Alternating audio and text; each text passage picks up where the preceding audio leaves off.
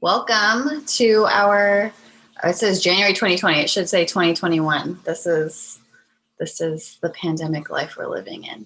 Welcome to our Spring 2021 Student Organization Advisor Meeting. My name is Gleanne Kinsler. I am the coordinator of student organizations and the face behind all the emails that you've been getting. So thank you for joining us. I'll get started because if people join, that's fine. Or like I said, we are actually recording. I think we've muted everybody to prevent disruptions, but feel free to introduce yourself and the student organization you advise in the chat box. My colleague Ashley is here. She is monitoring the chat box in case you have questions or comments. And like I said, we're recording to make this available to anybody who could not attend. So thank you for being with us on this Friday afternoon. In October, we hosted a similar meeting and invited student conduct, risk management, Title IX, ASI to attend to also share some updates.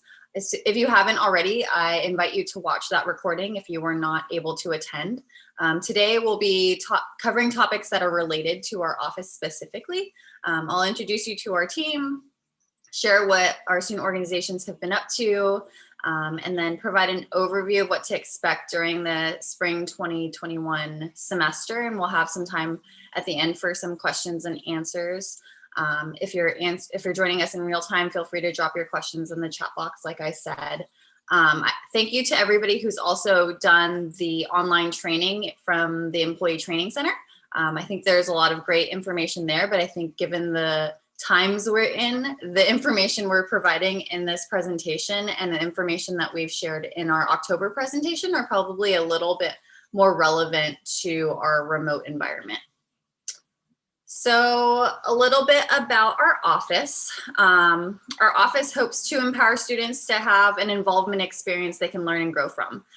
We hope that they'll gain some leadership skills like self-awareness, collaboration, teamwork, goal setting, effective communication, civic engagement, and all the things.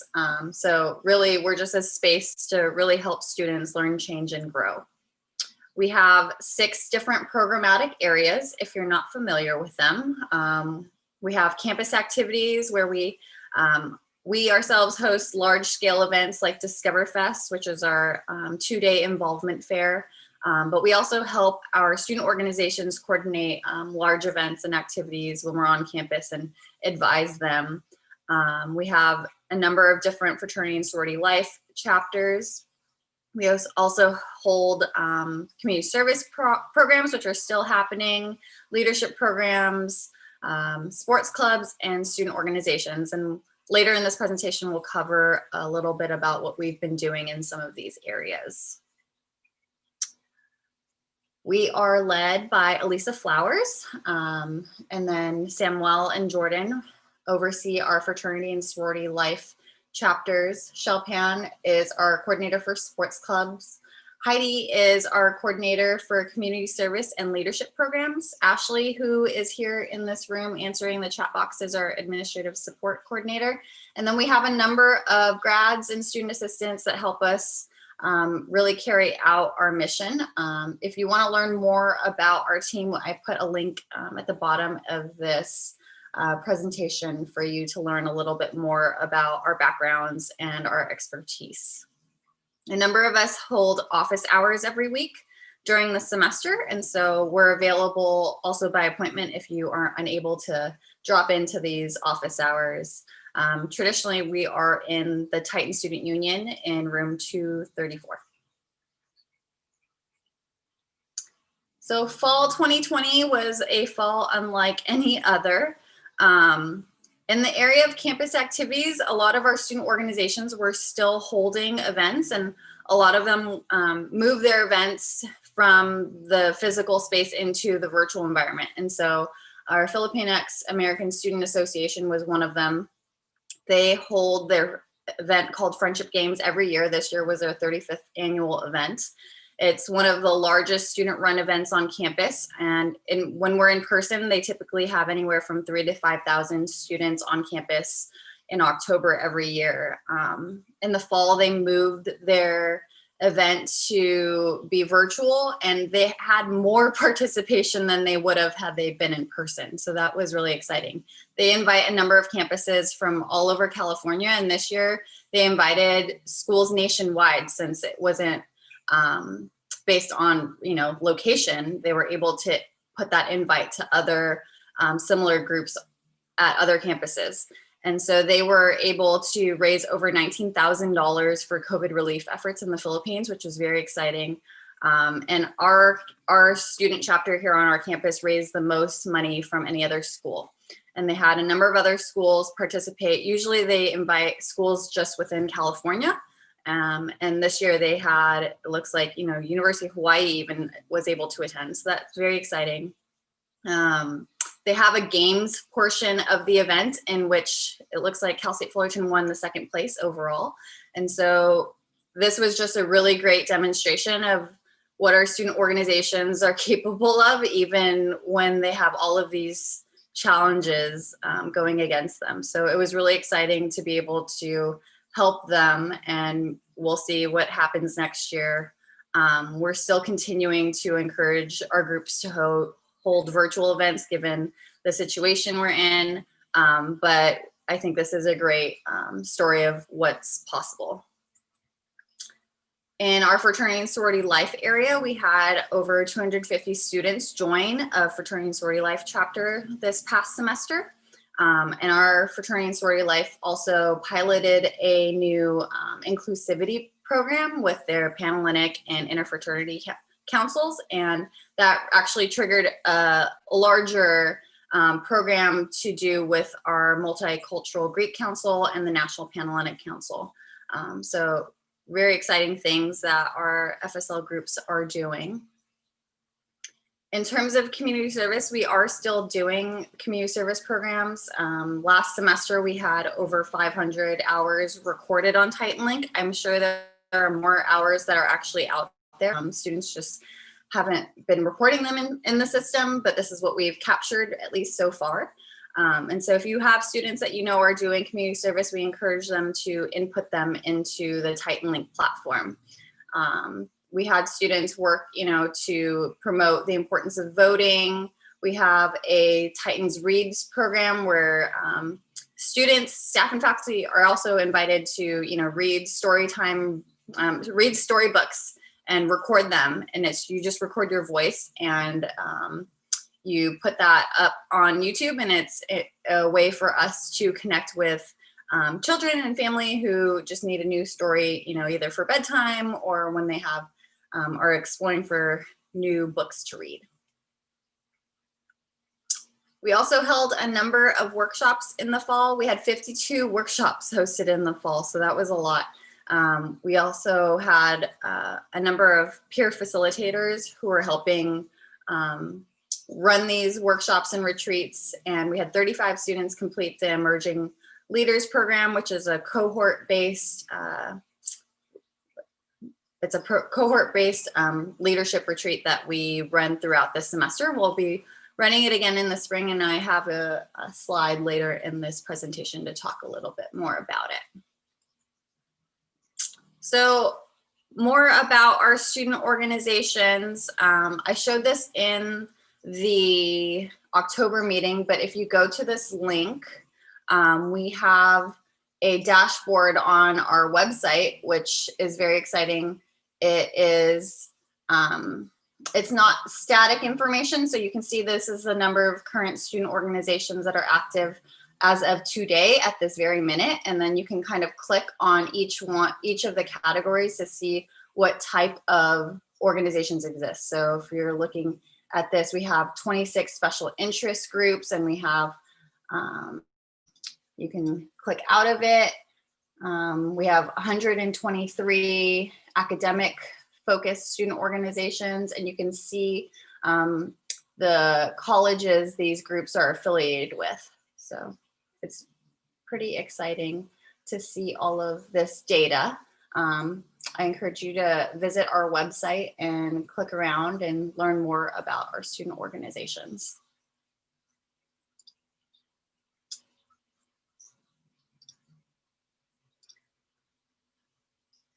So last fall, actually, let me backtrack. So fall 2019, we had 315 student organizations. Then in spring 2020, we welcomed about 31 new groups to bring us to 346 student organizations that were registered and recognized here at Cal State Fullerton. Of the 346 that were recognized in spring 2020, about 85% of those groups returned for the fall, which was probably expected given where we were at with the pandemic. And then this spring, we'll be back to where we were in fall 2019, right around 315, 316. We're currently going through the new organization registration process, so we'll see who completes the LEADCON requirement, which is taking place next week. So I just wanted to share an update of where we were, in, at least number-wise, with our student organizations. As many of you know, they have to register each year, and they have to have at least 5 students, a faculty staff advisor, and a constitution. And of the 5 students, a president and a treasurer have to meet these qualifications.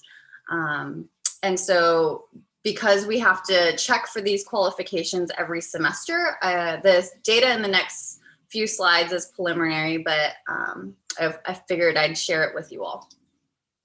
So we have about 315, 316 student organizations. In the fall, they hosted 820 events. Those are the events that were in TITANLINK. So those were fundraisers, meetings, speaker events, socials. I actually think this number was higher, but it just depends on what students are inputting into the system. And so we have 612 unique student leaders, because we have a few students who are serving in multiple roles for different student organizations. And then we have, and that's just presidents and treasurers. And then we have 216 unique advisors, because I know some of you advise more than one student organization. Of our presidents and treasurers, you will see that a lot of them are seniors. And so as an advisor, I can't stress enough how critical your role is in helping these student groups transition, especially from the spring to the fall, since a lot of them will be graduating in May. And so being remote, it's important that you all check in with them, and not with just the leaders, but the members, to make sure that the group is, you know, they got what they need to do to register, but they also feel supported and have what they need to, you know, carry out their goals for the spring 2021 semester. Here, I think every semester we try to share a little bit more about the academic success of our student leaders. Institutional research has yet to publish all of the spring 2021 data. So we don't, or the fall 2020 data. So we don't know what the all university GPA for fall 2020 was, but traditionally we've seen that our student leaders have had higher GPAs than our average students. So that's really exciting. So this is the undergraduate GPA. So you can see the cumulative GPA and the fall 2020 GPA. They are required to have at least a 2.0 to serve in their roles, and on average they surpass that. And then for our graduate students, you can see the same information here, so it's good to see. So next we will be chatting a little bit about what we have coming up for the next few weeks. Next week we'll be hosting LEADCON, which is our virtual leadership conference. LEADCON in the winter is traditionally, we really try to tailor it for new organization leaders, but because space is no longer an issue, we're not worried about how many people we can fit into the rooms in the student union, we are able to open it up to all students. So any students who are interested in, you know, developing their leadership skills and learn more about running their student organizations, we invite them to attend. We'll have sessions. I think we have one session on the 20th and two on the 21st. The session on the 20th is about leading with purpose. And then on the 21st, we have a session about, we'll have a panel actually with students who'd started new organizations last year, talking about their tips and strategies. And then we'll also be talking about the issues of 2020 and 2021 and how they're relevant to their student organization, because there's lots happening in this world. And I'm sure students want to talk about it. As you know, we also have DiscoverFest. So DiscoverFest is usually a 2-day event in person where we have all of our tables and tents out, and we welcome all of campus to participate to learn about our different involvement opportunities. But we've moved the event to a virtual space, and so we actually have a virtual fair. And when we did the survey for fall 2020, 94% of the survey participants stated that DiscoverFest actually increased their awareness of student organizations and clubs on campus. So we see that it's still effective. Earlier today, we hosted a DiscoverFest preparation webinar for our student organizations.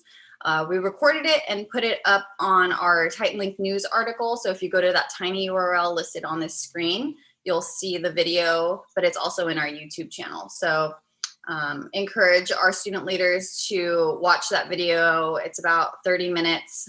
We talk about what the event will look like, what to expect, and tips on how to, you know, manage your Zoom room when you have people coming in and out at different times. So I encourage people to check that out. And then next week, we're also doing a webinar with orientation to, you know, talk to our transfer students about getting involved in what that looks like and tools and tips for them.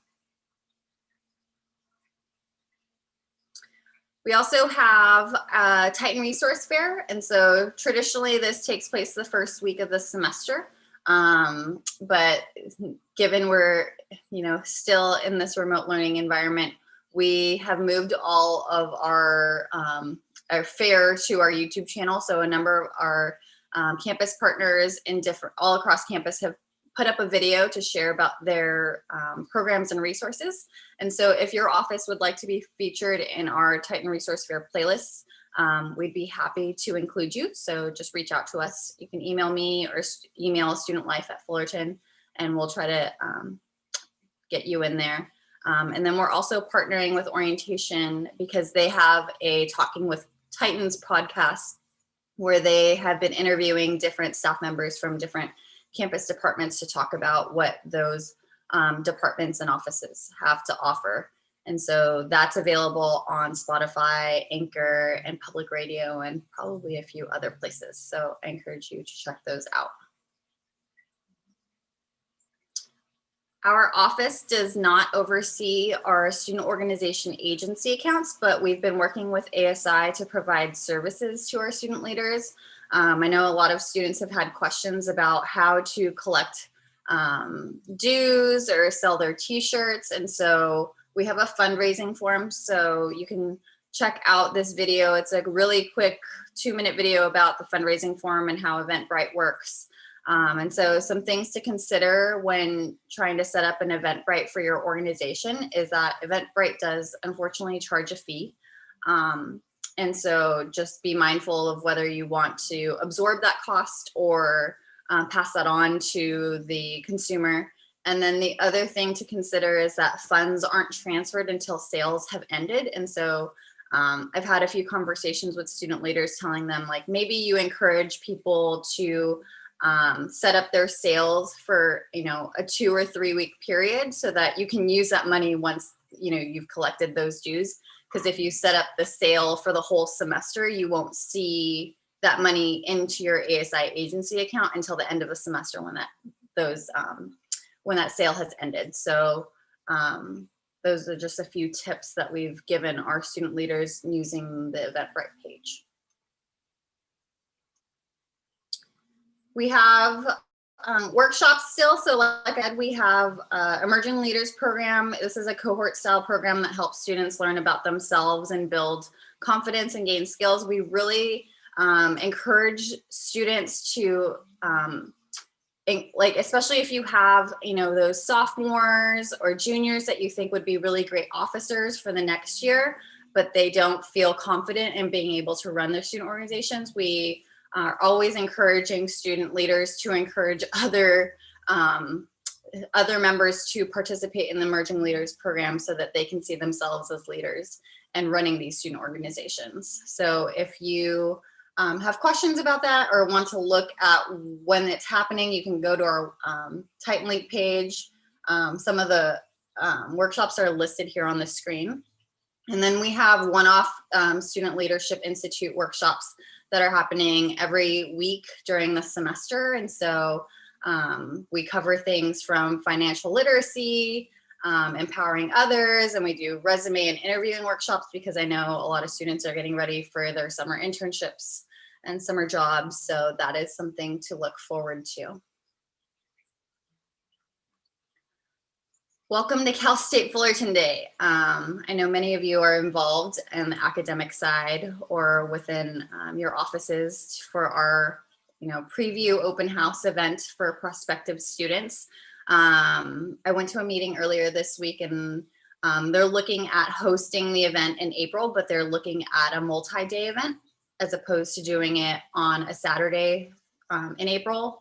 So I think there's more information forthcoming, but we will still be inviting our student organizations to participate, table, and meet our prospective students to talk about what it's like to be involved. So be on the lookout for more information to come about Welcome to Cal State Fullerton Day. Last year we did TUFFY Awards. We moved really quickly to hold an online event, and so we will do the same this year for 2021. We'll have a whole week of activities. A lot of it is happening on Instagram or YouTube, and so we have you know, member appreciation activities. We have a graphics and apparel competition, a graduating students appreciation day. And so be on the lookout for this information, but we encourage you to, you know, get your students to participate because oftentimes we are mailing things to our student leaders or just to students as a thank you for being involved and being engaged. We will also have nominations for various awards due in mid-April. And so those nomination forms will open up probably next month. And we have a number of different, you know,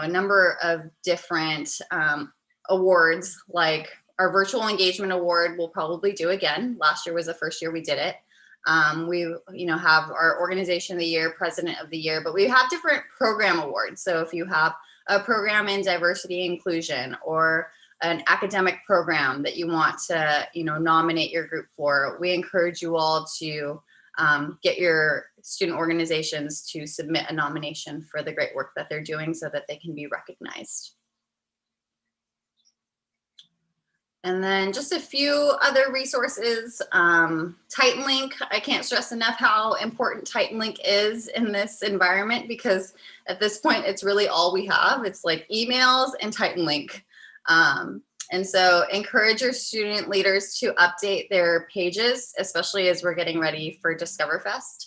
It's important that the information is, you know, live and accurate so that students who are looking to get involved can browse these pages and figure out who they want to meet at DiscoverFest and see what these groups are up to. So we encourage them to put their events to promote what they have going on because there's as many of you probably used for today's, you can click on the online location and it'll open up your Zoom browser, your browser for Zoom. And then the news feature also to communicate updates and activities. But lastly, it's really important because it helps with the transition. It helps the next group of leaders see, you know, what documents, what information was going out, who is on the roster, who to communicate with. So it's important that they continue to use TITANLINK because it's just another way for them to make that binder easier to pass on to the next set of leaders. We are also still hosting a number of workshops tailored for student organization leaders. So we have our Student Leadership Institute workshops. Those are, for individual leadership competencies. And then our collab workshops are really tailored for student organization leaders. Most of our sessions are recorded and posted to our YouTube channel. I know in February, we typically do a session around communication.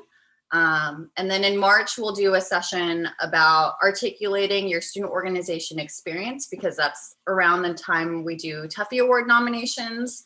And students are also getting ready to, submit for their summer internships and do their job applications. So we want to help them really articulate the things that they're doing within their student organizations onto their resumes, onto, applications. And then in April, we'll do a transition workshop. So we encourage incoming officers to also participate in these transition workshops. So it's a smoother transition from this academic year to the next. More information about all our events can be found on this tiny URL or on TITANLINK. Lastly, I wanted to remind everybody that our re-registration process will open back up in May for the next academic year. Groups must register every year to be recognized by Cal State Fullerton as required by the Chancellor's Office. And so the recognition process will begin in May and will end in August. And so whoever will be serving as the president for next academic year will be asked to complete the registration form. We also have a Canvas course for our presidents and treasurers to do the online training, which covers a number of different things. So just be on the lookout, mark your calendars. May 1st is the start of our re-registration process. I think I covered a lot of these other resources, but here they are again, the link to TITANLINK, our YouTube channel, office hours, and our website, and our email. But that was really all I had for today. I know I covered a lot of things, so I'm glad we recorded this. But I don't know if anybody has any questions. I'm happy to take questions. I think Adrian had a question about, well, Cal State Fullerton. I think you're referencing Welcome to Cal State Fullerton Day. Welcome to Cal State Fullerton Day will be virtual. I don't think they're doing an in-person event. They're hoping to do a multi-day virtual setup, but they haven't released more information. I think they're waiting on information on what platform they're going to be using, because they're hoping the Chancellor's Office will purchase a platform for all our campuses in the system.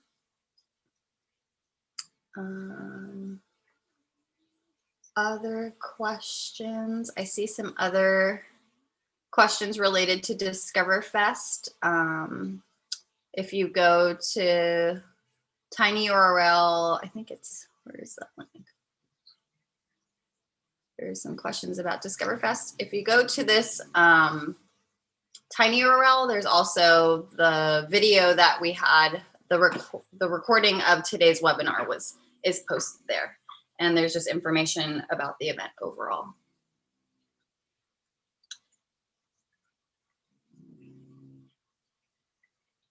But if you don't have any questions, that's all I had for you all. Thank you for joining us on this Friday afternoon. When is the last day student organizations can sign up for DiscoverFest? That is a great question, Connie. Students can actually sign up for DiscoverFest the day of the event. It's just the sooner they sign up, more people can search for participating groups in the system. So this is the beauty of doing the virtual environment, is that we don't have like so many tables that we have. So we won't be running out of tables. They can sign up for the event up until the day of.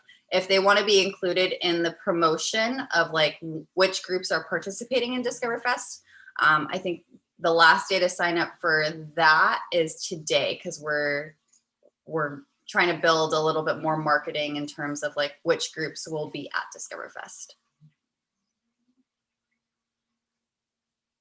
I hope that answered your question, Connie.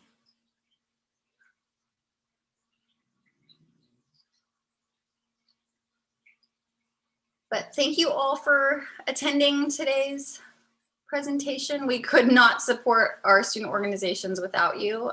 We really, truly appreciate the time and energy that you dedicate to our groups. So we thank you so much, and we hope you have a great semester.